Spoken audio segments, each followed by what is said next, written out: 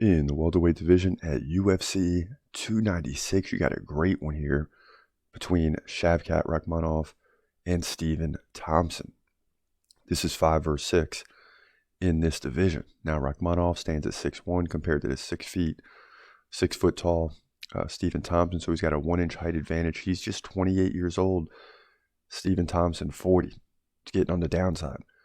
Rakhmonov, 2-inch reach advantage. Both guys stand right-handed. In terms of activity, pretty close. Rakhmonov, 4.5 significant strikes per minute to 4.2 for Stephen Thompson. When you get into the takedown game, Rakhmonov has the advantage. He lands like one every other round.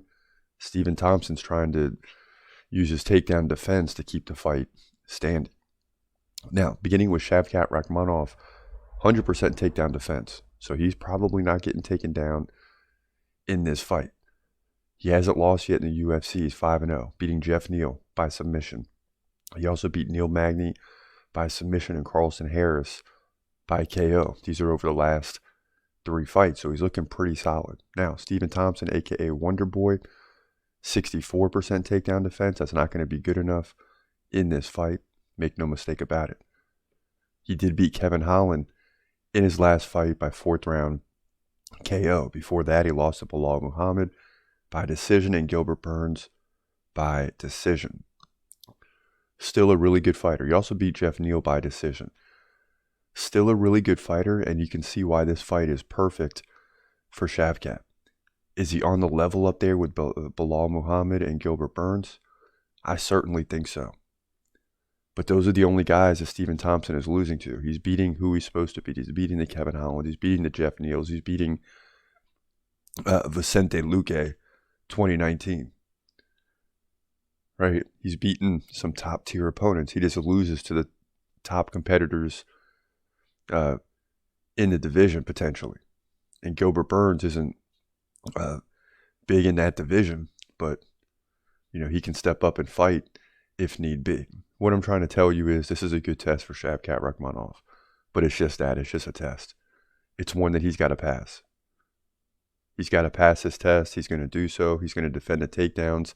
If there's any attempt by Stephen Thompson, which I think there will be because Shavkat will be lighting him up pretty good.